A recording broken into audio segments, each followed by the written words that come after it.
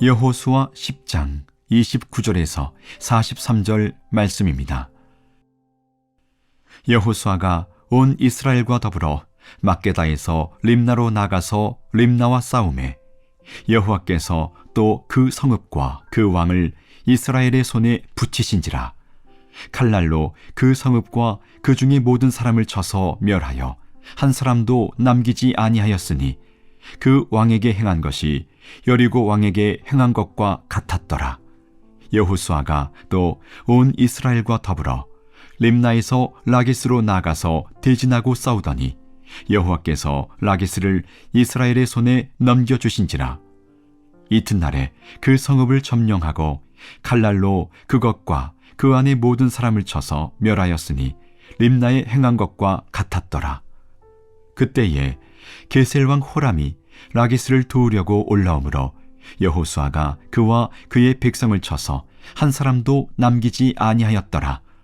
여호수아가 온 이스라엘과 더불어 라기스에서 에글론으로 나가서 대진하고 싸워 그날에 그 성읍을 취하고 칼날로 그것을 쳐서 그 중에 있는 모든 사람을 당일에 진멸하여 바쳤으니 라기스에 행한 것과 같았더라.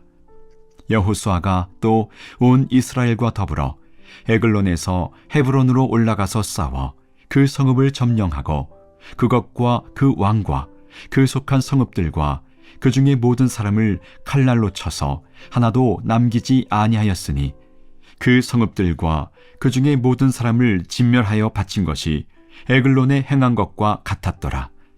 여호수아가 온 이스라엘과 더불어 돌아와서 드빌에 이르러 싸워 그 성읍과 그 왕과 그 속한 성읍들을 점령하고 칼날로 그 성읍을 쳐서 그 안에 모든 사람을 진멸하여 바치고 하나도 남기지 아니하였으니 드빌과 그 왕에게 행한 것이 헤브론에 행한 것과 같았으며 림나와 그 왕에게 행한 것과 같았더라. 이와 같이 여호수아가 그 온 땅 곧 산지와 네겝과 평지와 경사지와 그 모든 왕을 쳐서 하나도 남기지 아니하고 호흡이 있는 모든 자는 다 진멸하여 바쳤으니 이스라엘의 하나님 여호와께서 명령하신 것과 같았더라. 여호수아가 또 가데스 바네아에서 가사까지와 온 고센 땅을 기브온에 이르기까지 치매 이스라엘의 하나님 여호와께서 이스라엘을 위하여 싸우셨으므로 여호수아가 이 모든 왕들과 그들의 땅을 단번에 빼앗으니라. 여호수아가 온 이스라엘과 더불어 길갈 진영으로 돌아왔더라. 이렇게 우리 생명의 삶을 통해서 보는 이 말씀이 지금 여호수아서를 계속 보고 있는데 좀 일관되게, 그러니까 지속적으로 이렇게 좀 성경을 보는 게 참 중요하겠다라는 생각 오늘 말씀도 준비하면서 하게 됐습니다. 지금 여호수아의 지도 아래 이스라엘은 하나님이 약속하신 땅을 차지하기 위해 지금 전쟁을 치르고 있는 중이죠. 이 전쟁은 우리 예수 믿는 사람들의 현실이기도 합니다. 하나님께서 이스라엘을 애굽에서 구원해내신 것은 전적인 하나님의 은혜였던 것처럼 우리가 종되어 있었던 죄와 사망의 권세로부터 우리를 하나님께서 구원해내신 것, 예수 그리스도 안에서 우리를 그렇게 구원해내신 것은 오직 하나님의 은혜로만 되는 일입니다. 그러나 이스라엘의 출애굽으로 끝이 아니었죠. 지금 우리가 여호수아서를 본 것처럼 가나안에 들어가 전쟁에 직접 참여해야만 했습니다.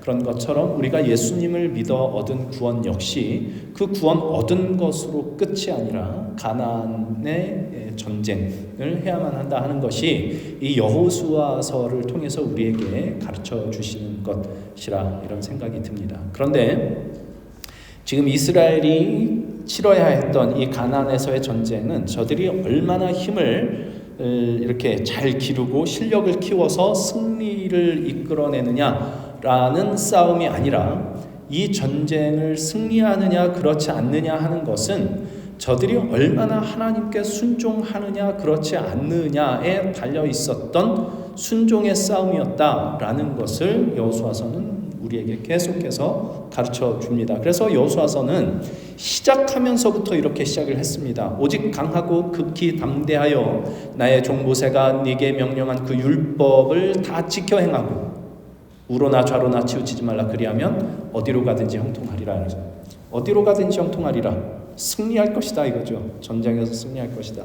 그러니까 이스라엘이 가나안 전쟁을 하는 이 가나안 정복 전쟁은 저들의 전투력이 얼마나 강한가 하는 것에 그 승패가 달려 있는 것이 아니라 하나님께서 명하신 것에 순종하느냐 그렇지 않느냐 하는 것에 그 승패가 달려 있다, 그런 이야기일 겁니다. 그래서 오늘 말씀은 이제 보면 가나안 전쟁 중에 이제 오늘 말씀처럼 신나는 게 없습니다. 가는 곳마다 승리를 합니다. 가는 곳마다 뭐 림나, 라기스, 에글론, 헤브론, 뭐 드빌, 뭐 등등등 가는 곳마다 승리를 했다. 이런 기록인데 이 승리의 결정적인 요인이 뭐냐? 40절에 본문 40절에 이렇게 나와요. 이와 같이 여호수아가 그 온 땅 곧 산지와 네겝과 평지와 경사지와 그 모든 왕을 쳐서 하나도 남기지 아니하고 호흡이 있는 모든 자는 다 진멸하여 바쳤으니 이스라엘의 하나님 여호와께서 명령하신 것과 같았다, 이렇게 얘기합니다. 이스라엘의 하나님 여호와께서 명령하신 것과 같았다. 그러니까 하나님께서 명하신 대로 순종한 것이 저들에게 승리를 가져왔다, 그렇게 이야기를 하고 있습니다. 그런데 지금 여기서 순종이라고 하는 것이 어떤 형태로 나타나느냐 하면 금방 우리 40절에서도 본 것처럼 호흡이 있는 자를 다 진멸하여 바치는 것으로 나타나죠. 그러나 이것은 지난주에도 말씀드렸던 것처럼 문자적으로 싹 다 죽여버린다, 여기에 초점이 있는 것이 아니라 우리 신명기 20장 18절 말씀을 지난주에 인용을 했었습니다. 이 가나안에 들어가서 전쟁을 해서 진멸하여 바치라는 이 명령을 하는 이유가 뭐냐? 신명기 20장 18절에 그들이 그 신들에게 행하는 모든 가증한 일을 너희에게 가르쳐 본받게 하여 너희가 너희의 하나님 여호와께 범죄하게 할까 함이니라, 이것 때문이었습니다.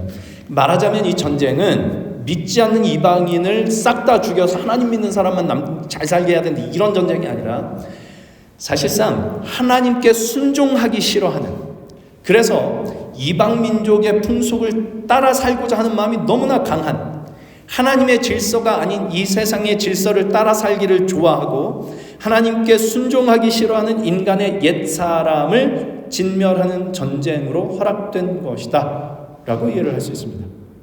박수를 치고 계세요. 깜짝 놀랐네. 자, 여기에 지금 이스라엘은 순종을 했고요. 그리고 승리한 기록이 이제 오늘 말씀에 쭉 나오는 겁니다. 그러니까 이것을 우리가 그냥 딱 일반화해서 이야기를 하면 하나님께 순종하면 승리를 주신다. 할렐루야. 하나님께 순종하면 하나님께서 승리케 하실 겁니다. 굉장히 힘이 되고 격려가 되는 메시지입니다. 오늘 본문 30절에 여호와께서 또 그 성읍과 그 왕을 이스라엘의 손에 붙이셨다, 그렇게 말씀을 하고 있는데, 그래서 이스라엘 백성이 그 말씀을 믿고 약속을 신뢰하고 믿음으로 순종하여 전쟁에 나가서 싸우고 승리하고 그렇게 하나님께서 주신 땅을 차지했다. 그러니 우리도 하나님께서 이 땅을 우리 손에 맡기셨다, 우리 손에 붙이셨다라는 것을 믿고 하나님의 말씀에 순종하면 우리에게 승리를 주신다 라고 우리는 서로 격려할 수 있을 겁니다. 할렐루야. 문제는 과연 우리가 그런 승리를 맛보고 있느냐 라고 물으면, 그걸 잘 생각을 해보면 사실 자신이 없다는 게 우리의 현실이라는 거죠. 왜 그러느냐? 물론 첫 번째로 우리가 생각할 수 있는 건 제대로 순종하지 않아서 그래, 뭐 이렇게 이야기할 수 있을 겁니다만은, 그러나 성경이 우리에게 가르치고 하나님이 우리에게 허락하시는 순종이 무엇인지 또 승리가 무엇인지에 대한 어떤 오해들이 좀 있기 때문일 수도 있겠다라는 생각이 듭니다. 이 좋은 예가 뭐 성경 대부분의 유명한 그 인물들에게서 나타나는데, 다윗 것을 오늘 예를 들어서 한번 생각을 해보려고 합니다. 우리가 생각하는 신앙의 승리에 대한 이미지는 어쩌면 다윗이 골리앗을 물리친 이미지와 같을 것입니다. 이렇게 나갔죠. 골리앗에게, 그 소년 다윗이 골리앗에게 너는 칼과 단창으로 내게 나오거니와 나는 만군의 여호와의 이름 곧 네가 모욕하는 이스라엘 군대 하나님의 이름으로 네게 나아간다. 이 믿음으로 하나님을 의지하여 이 거인 골리앗을 물리친 굉장한 승리를 이 다윗은 이렇게 경험을 했습니다.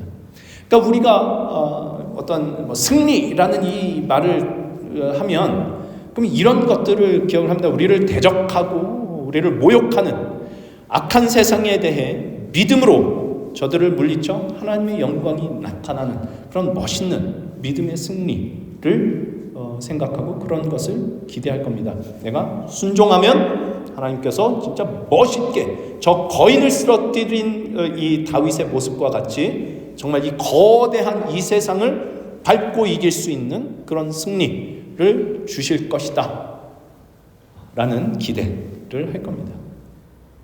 그런데 우리가 한 가지 꼭 생각해야 되는 것은 다윗이 후로 많이 언급이 됩니다. 다윗이 죽은 후로도 이제 신약에서도 이렇게 많이 언급이 되는데 다윗이 골리앗을 무너뜨린 이 사건 굉장히 멋있는 신앙의 승리였음에도 불구하고 이것을 가져다가 다윗이 골리앗을 무너뜨린 이 믿음을 본받아 이겨라라는 이야기가 한 번도 안 나온다는 겁니다. 마태복음 1장 1절은 예수님의 이제 족보를 시작을 하죠. 근데 시작을 어떻게 하냐면 이 아브라함과 다윗의 자손 예수 그리스도의 세계라 이렇게 나온단 말이죠. 그래서 다윗의 자손으로 예수님이 나오는데 그 족보를 이렇게 쭉 보면 뭐 누가 누구를 낳고 누가 누구를 낳고 누가 누구를 낳고 이렇게 쭉 나오잖아요. 근데 거기에 다윗은 어떻게 나오냐면 다윗은 우리아의 아내에게서 솔로몬을 낳았다 이렇게 나와요. 그러니까 골리앗을 물리친 믿음의 용사 다윗이 이렇게 했다로 나오지를 않고 우리아의 아내에게서 솔로몬을 낳았다 다윗이 이렇게 나온단 말이죠. 그러니까 생각해보면 굉장히 어처구니 없는 말입니다. 우리아의 아내에게서 남의 아내에게서 아이를 낳은 사람으로 다윗이 나오거든요. 그러니까 이 사건은 우리가 너무 잘 알죠. 그 부하들을 다 전쟁하러 나갔을 때 지금 다윗 왕은 그 왕궁에 이렇게 남아 있다가 한 여인이 목욕하는 걸 보고 욕정이 끓어오릅니다. 그러니까 이 성경에서는 이렇게 목욕하는 걸 봤는데 심히 아름다웠다 그래요. 저녁 때 성에서 저 멀리서 목욕을 하고 있는데 이게 아름다운지 어떤지 천리안을 가진 사람이었나 모르겠습니다만은 사실 이 저녁 때 멀리서 목욕하는 사람이 아름다운지 보기는 사실 어렵습니다. 아마 이 욕정이 이렇게 끌어올랐을 것이고 그 여인을 데려다가 이제 간음을 하죠. 그 여인이 밧세바였고요. 이 여인이 이제 덜컥 임신을 했습니다. 그러자 전쟁터에 나가 있던 이 여인의 남편 우리아를 불러다가 휴가를 주죠. 가서 아내하고 좋은 시간 보내라. 이 충직했던 이 부하가 우리 전우들이 다 저쪽에 전쟁터에서 이 고생하고 있는데 나 혼자 어떻게 집에 가서 편히 쉴 수가 있겠습니까? 가질 않습니다. 이제 다 들통나게 생겼죠. 이 가능한 게 애만 낳았다고 이건 말이 안 되는 일이 벌어지는 겁니다. 그래서 다윗이 어떻게 했느냐? 우리아를 전쟁터에서 죽게 이제 군대 장관 요압에게 편지를 보내서 이렇게 전장으로 나가서 우리아만 앞세우고 싹 다 후퇴를 해서 죽게 만들어라. 그러니까 말하자면 이제 살인 교사를 합니다. 그래서 우리아가 죽죠. 그래서 이제 나중에 우리아가 죽은 후에 이 밧세바를 아내로 맞아들이고 그 다음에 이제 낳은 아들이 이제 솔로몬 왕이 나오는 겁니다.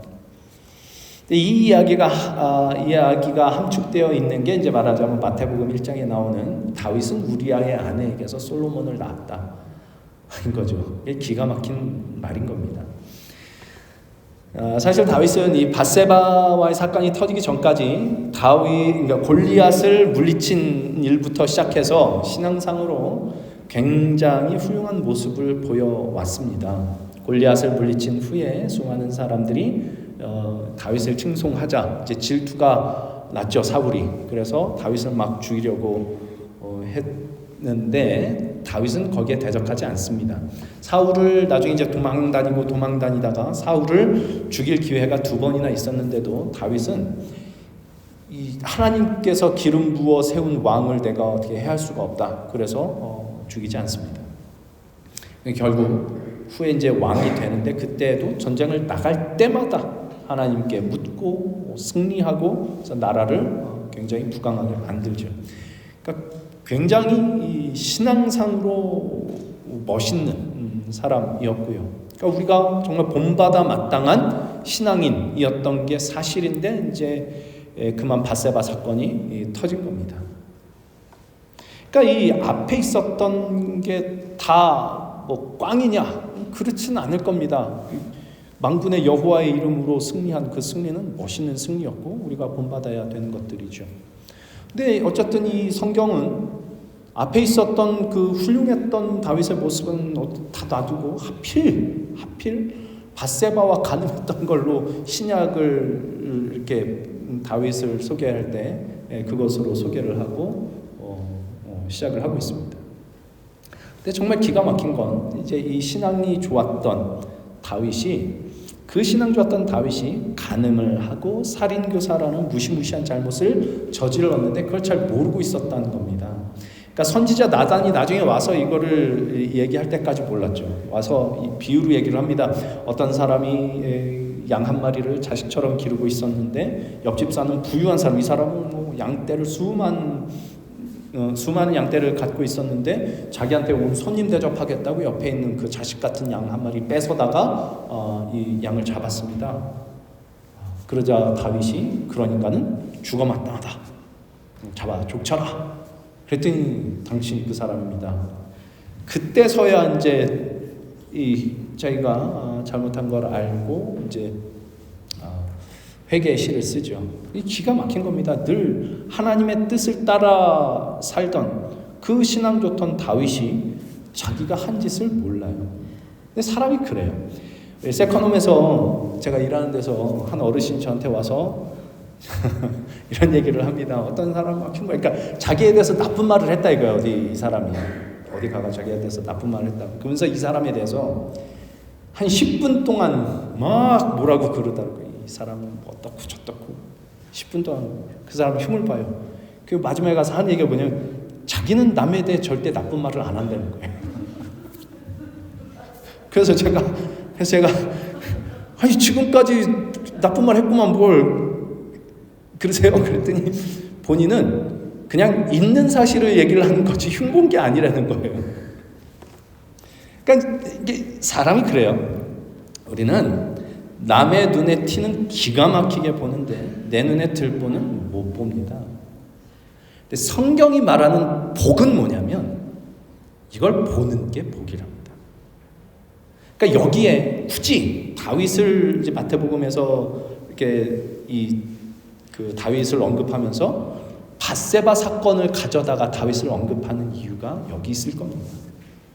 그러니까 나단 선지자의 말을 듣고 당신이 그 사람입니다라는 그 얘기를 듣고 이제 그때서야 이렇게 퍼뜩 깨진 이 다윗이 회개의 시를 쓰는데 시편 51편이 그 회개의 시죠. 이 시편에서 다윗은 내 죄를 씻어 주시옵소서라고 이제 1절부터 쭉 이렇게 얘기를 하는데 5절에 가면 어떤 고백을 하냐면 이런 고백을 합니다. 내가 죄악 중에서 출생하였으며 어머니가 죄 중에서 나를 잉태하였나이다 이렇게 얘기를 합니다. 그러니까 이 시편의 핵심되는 고백이라고 볼 수 있는데 한마디로 저는 죄 덩어리입니다. 죄가 저의 본질입니다. 나는 죄인으로부터 태어난 죄덩어리로 태어난 죄가 본질인 죄인입니다. 라는 고백이죠. 그러니까 이 시편의 부제가 이렇게 붙어 있습니다. 다윗이 밧세바와 동침한 후 선지자 나단이 그에게 왔을 때인데 지금 그러니까 그 선지자 나단이 왔을 때 그 얘기를 듣고 죄를 깨닫게 되자 지금 이 다윗이 고백하는 이 회개가 어떤 회개냐면 내가 밧세바와 동침한 것, 남의 여자와 그렇게 간음한 것 정말 잘못했습니다. 그것도 모자라서 우리아를 저렇게 전쟁터에서 죽게 했습니다. 그거 잘못했습니다. 용서해 주십시오. 이런 내용이 아닙니다. 밧세바와 동침하고 우리아를 죽게 만들고 그거 잘못했다는 얘기가 아니라 이 일이 일어나고 보니까 내가 누군지를 알게 됐습니다. 였습니다. 그러니까 알고 보니 내가 쇳덩어리더라 하는 것을 고백하는 거죠.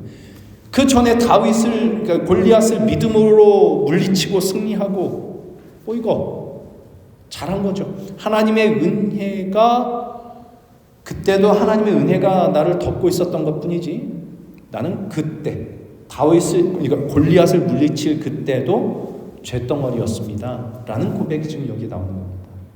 그래서 10절도 보면 어떻게 나오냐면 하나님이여 내 속에 정한 마음을 창조하시고 내 안에 정직한 영을 새롭게 하소서 이렇게 얘기합니다.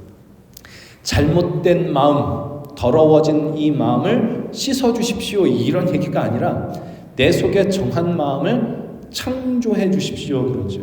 창조는 없는 걸 있게 만드는 것이 창조이지 않습니까? 그러니까 하나님만 하실 수 있는 거죠. 내 속에 이렇게 정한 게 있었는데 죄를 짓는 바람에 좀 더러워졌으니 깨끗하게 씻어주십시오가 아니라 내 속에는 정한 것이 없습니다. 내 속엔 정직한 영이 없습니다. 하나님이 창조해 주셔야만 합니다.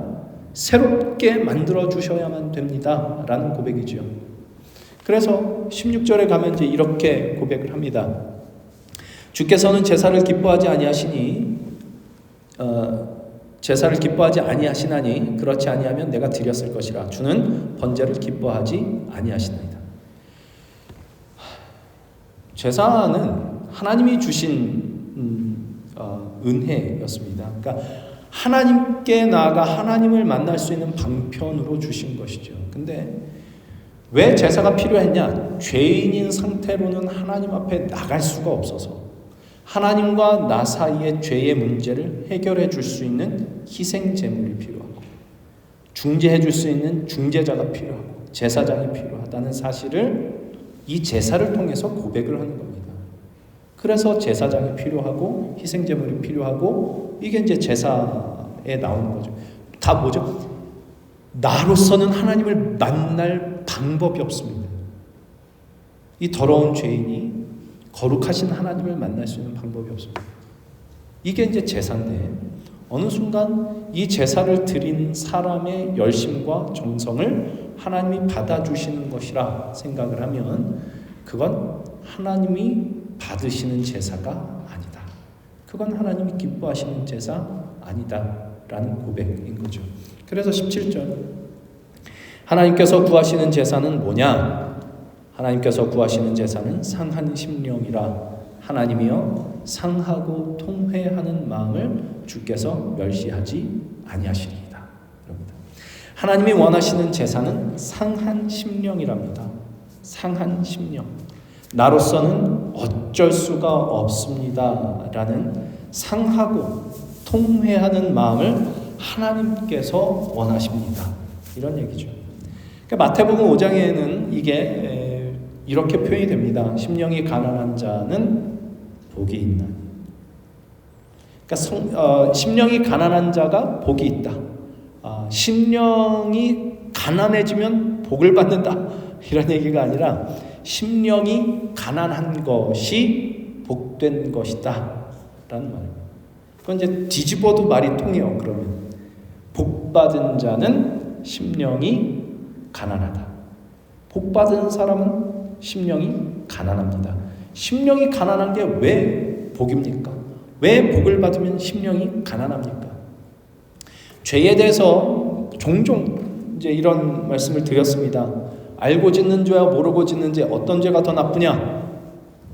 알고 짓는 죄가 질적으로 더 나쁘다고 생각을 하겠지만 사실은 모르고 짓는 죄가 훨씬 더 나쁩니다. 알고 짓는 죄는 돌이킬 기회가 있지만 모르고 짓는 죄는 돌이킬 방법이 없기 때문입니다. 저 인간 맨날 남 험담하고 맨날 저래.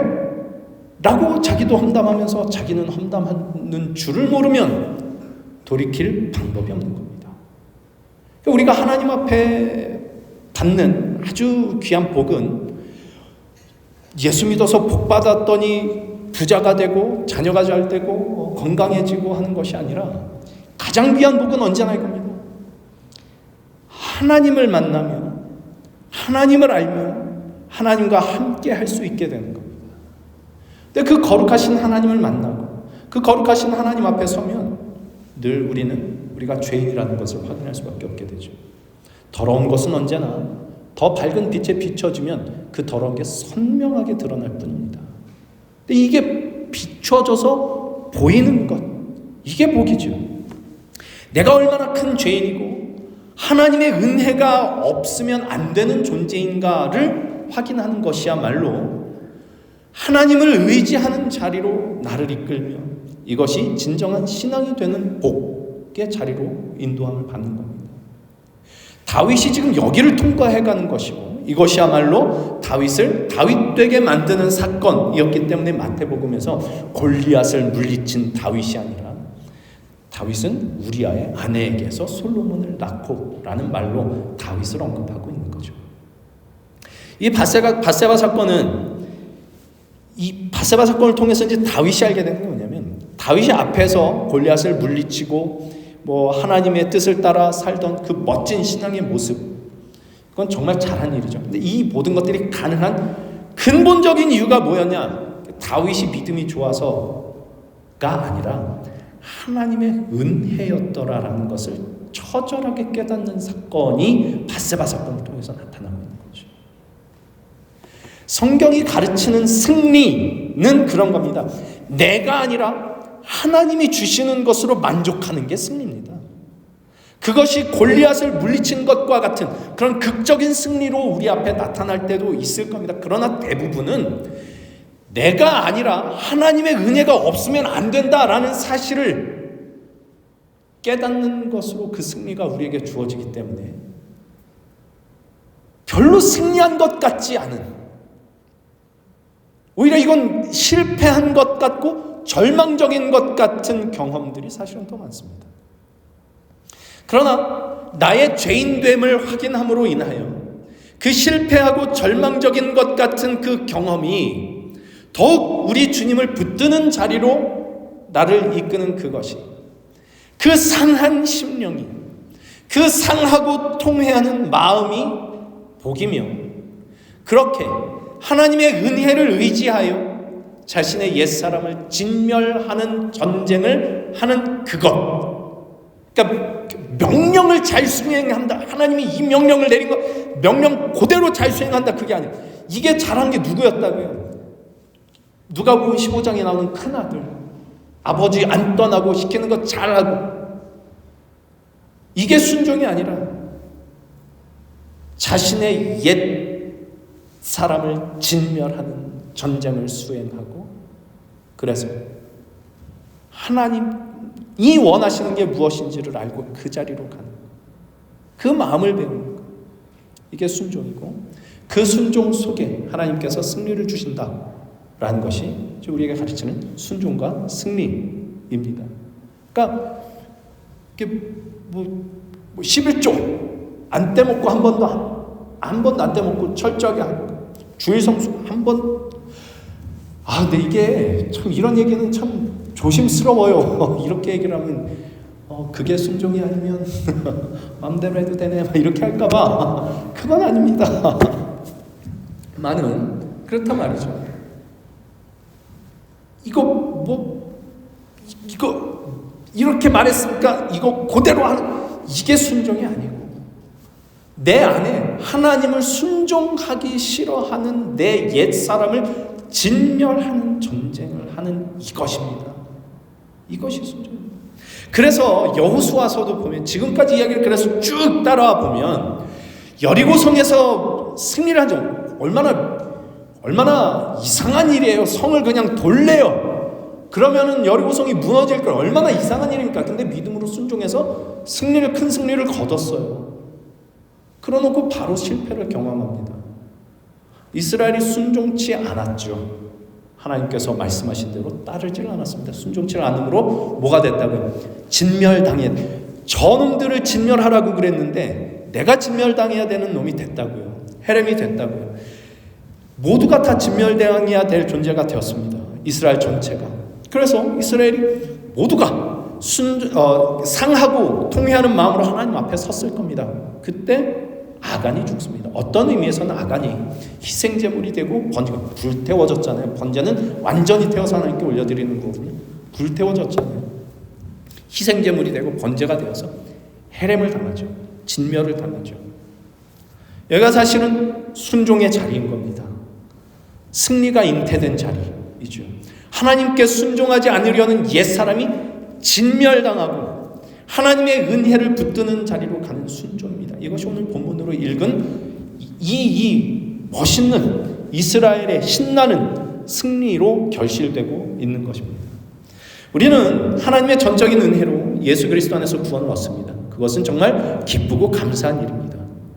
그러나 예수님을 믿음으로 구원을 얻었다면 누구도 예외 없이 거쳐가야 되는 과정이 있습니다. 그것은 가나안 전쟁입니다. 그것은 내 힘을 키워서 대적을 물리치는, 외부의 적을 물리치는 싸움이 아니라 나라는 존재가 얼마나 진멸당에 마땅한 존재인가를 확인하는 싸움이며, 그래서 하나님을 더 붙드는 싸움, 순종의 싸움입니다. 이 과정 속에 심령의 가난함이 있습니다. 애통함이 있습니다. 그래서 불편하고 힘든 일들이 있을 겁니다. 저 인간은 맨날 험담해. 당신이 그 사람입니다. 제가 우리 그 어르신한테 어르신도 계속 험담하고 있구만 뭘, 그 얘기를 했더니 이분은 나는 있는 사실을 얘기를 하는 것뿐. 우리는 그렇지 않죠. 그 얘기를 듣는 순간 다윗이 되는 겁니다.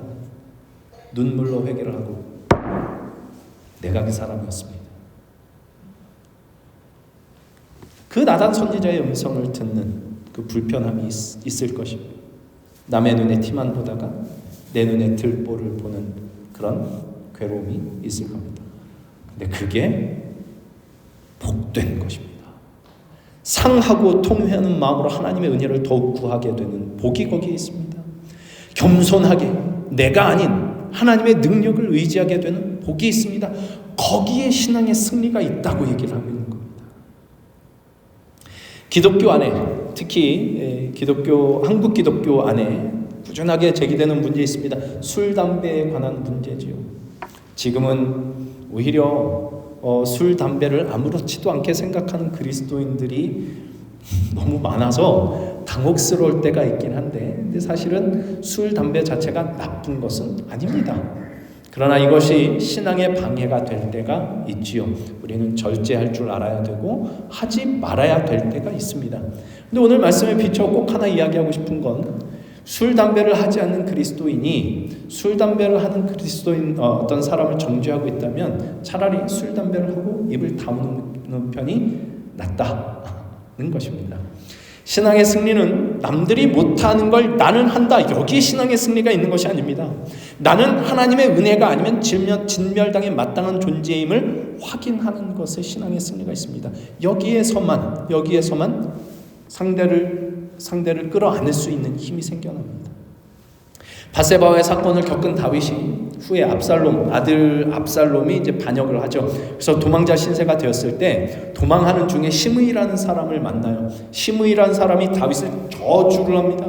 저주를 퍼붓습니다. 시므이라는 사람은 이 사울 왕의 친족이었고요.